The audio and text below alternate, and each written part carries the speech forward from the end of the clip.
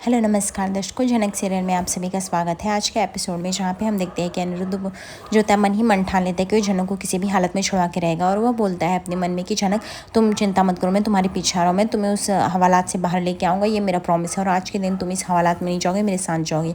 दूसरी तरफ हम देखते हैं कि यहाँ पे बिपाशा जो होती है वो लाल के साथ बहस करती है और वह बाहर जाने के लिए जिद करती है। जहाँ पे बबलू यानी उसके पापा जो रहते हैं वह बोलते हैं, लाल को समझाने लगते हैं कि बिपाशा को जाने दे, इस तरह से क्यों रोक रहा है। लाल बोलता है पापा आप नहीं समझेंगे इसकी चाल, उससे पूछो कहाँ जा रही। बिपाशा बोलती मैं एक लॉयर से मिलने जा रही हूँ, मेरी माँ ने एक घर खरीदा है, बस वही उसी सिलसिले में बात करना है एक बढ़ोतरी के लिए। लाल बोलता है फिर से ये झूठ बोल रही है, ऐसा कुछ भी नहीं है, ऐसा घर था तो बताए क्यों नहीं। बिपाशा बोलती हूँ मेरा घर नहीं माँ का घर है, प्लीज़ बाबा आप इसको समझाओ, मेरा मिलना बहुत ज़रूरी, प्लीज़ मुझे जाने दीजिए, मैं हाथ जोड़कर विनम्र निवेदन कर रही हूँ।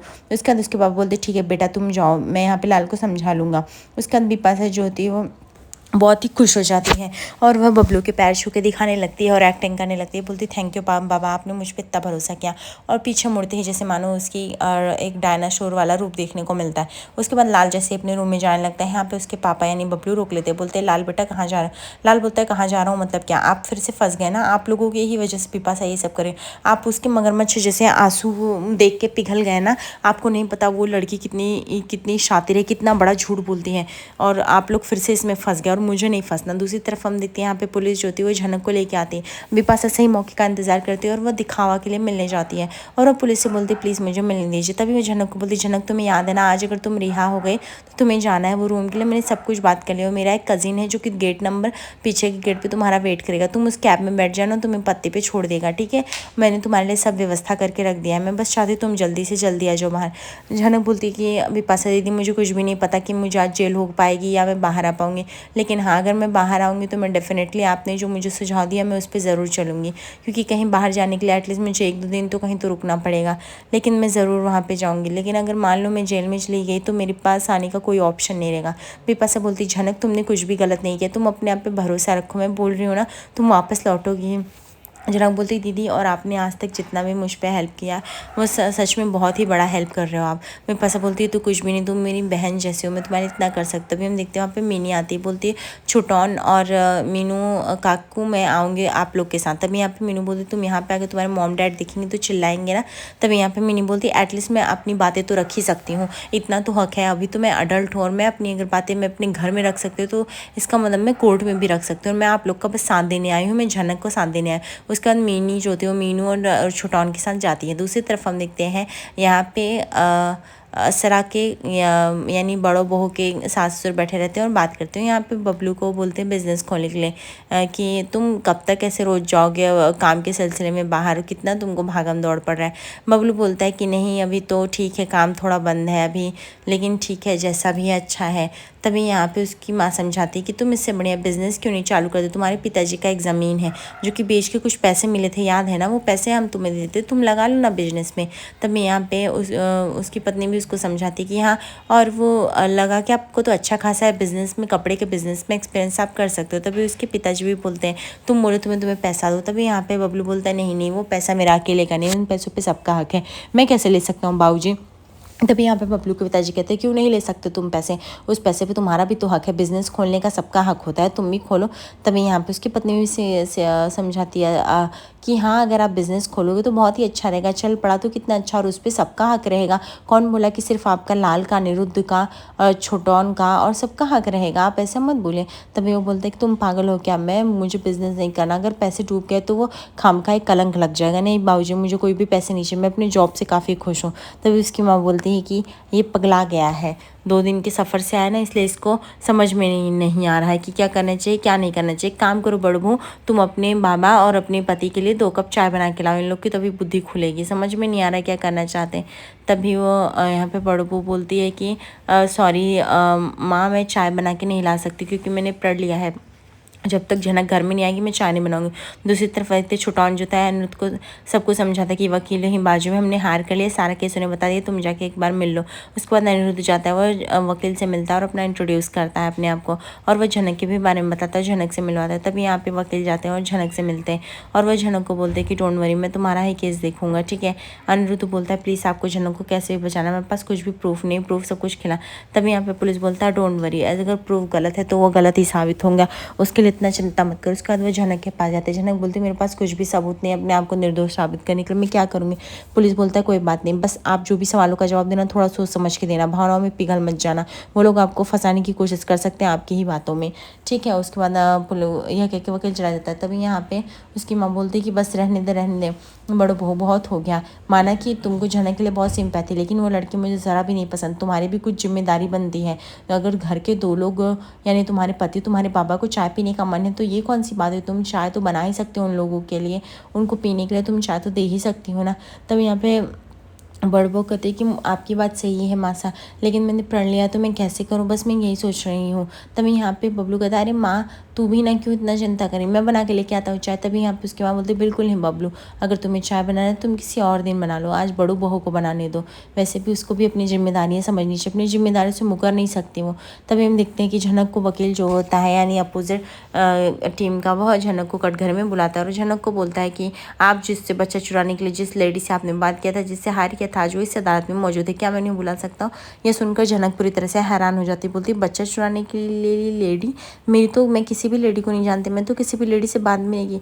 तभी यहाँ पे वकील बोलता है तो आपको क्या लगता है मैं झूठ बोल रहा हूँ, मैं यहाँ सबके सामने मैं आपको झूठे कठपुतले देखता हूँ। योर ऑनर अगर आपकी इजाज़त तो मैं उन्हें बुलाना चाहूँगा। उसके बाद योर ऑनर जो होते हैं वो ग्रांटेड करते हैं। उसके बाद सुनीता रॉय को बुलाता है, बोलता है ये वही औरत है जिनके झनक ने जिनसे बात किया था और जिनसे बोला था कि इस बच्चे को अडॉप्ट करने के लिए।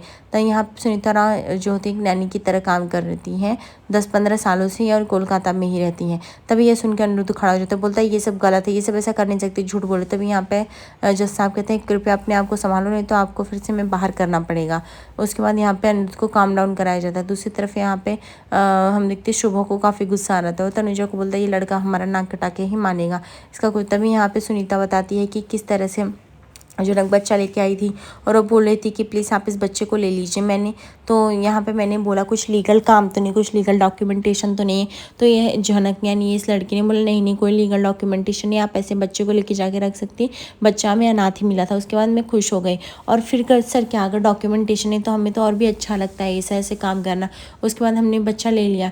तभी वकील बोलता है वाह बहुत ही अच्छी बात है। उसके बाद हमने वो बच्चा ले लिया और चले गए। ये सुनकर जैसे मानो सृष्टि के मुंह पे काफ़ी बड़ा मुस्कान आता। सृष्टि को चलो उसकी बेटी की लाइफ सेट है, अगर अर्शी जाएगी तो झनक तो ऑटोमेटिक बाहर आ जाएगी। तभी यहाँ पे वकील बोलता है मैं अभी सुनीता रॉय जी से सवाल करना चाहूँगा। सुनीता रॉय जी मुझे बताया आप कब से नैनी मुनी है।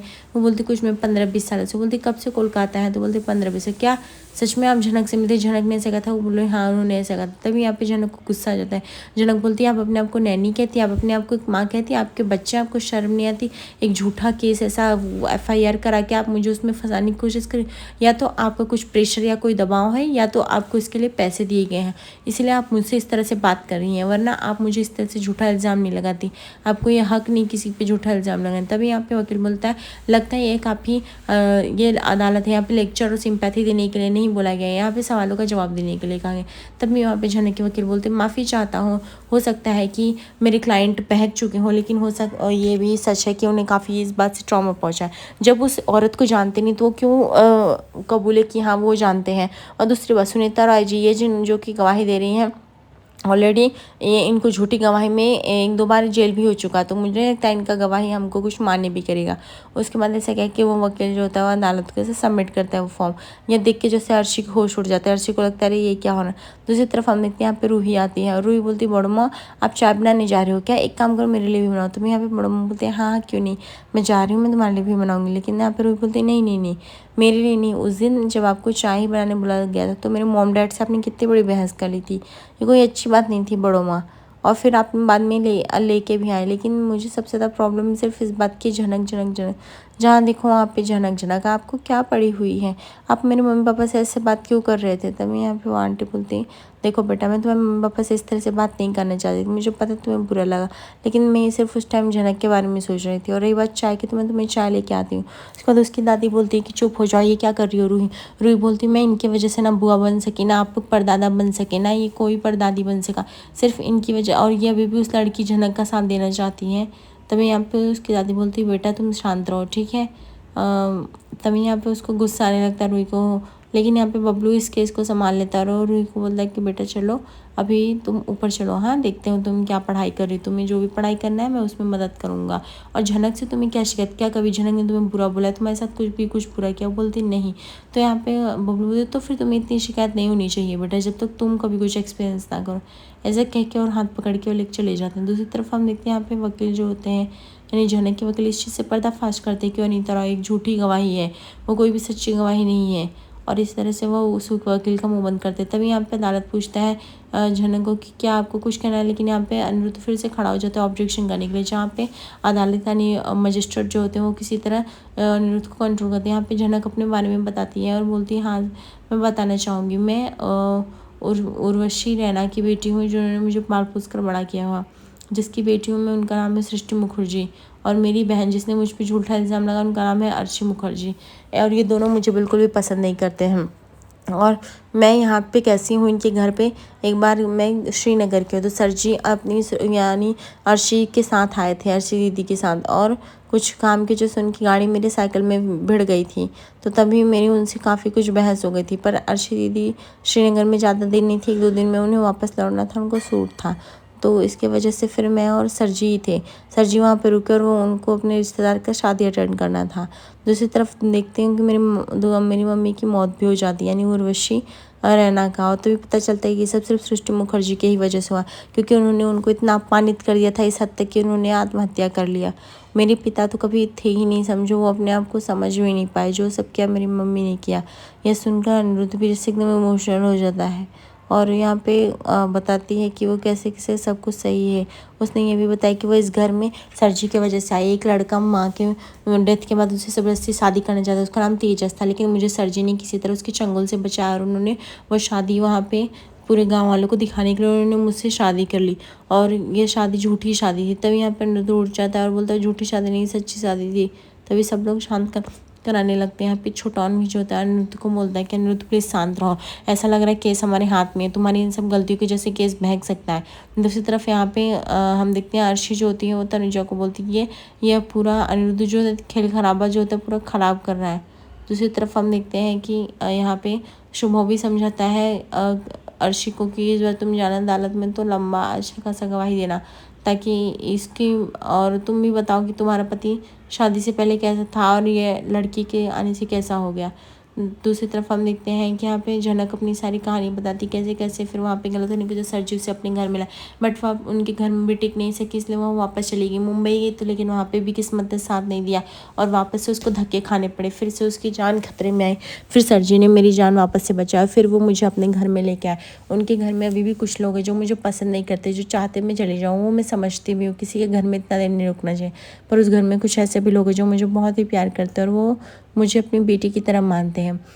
लेकिन इन सब के चलते अर्शी दीदी प्रेग्नेंट हो जाती है और वो मुझे बोलती है ख्याल रखने के लिए, मैं रखी, लेकिन इन सब के बीच में सर मुझे कुछ भी नहीं पता उनके बच्चे की मौत कैसे हुई, क्योंकि एक भी जो भी नर्स वगैरह सब सही नहीं बोल रहे। यह सुनकर मीनू काफ़ी इमोशनल हो जाती है, वो सोचते हैं कि सच में अर्शी ने काफ़ी रंग ने दुख उठाया।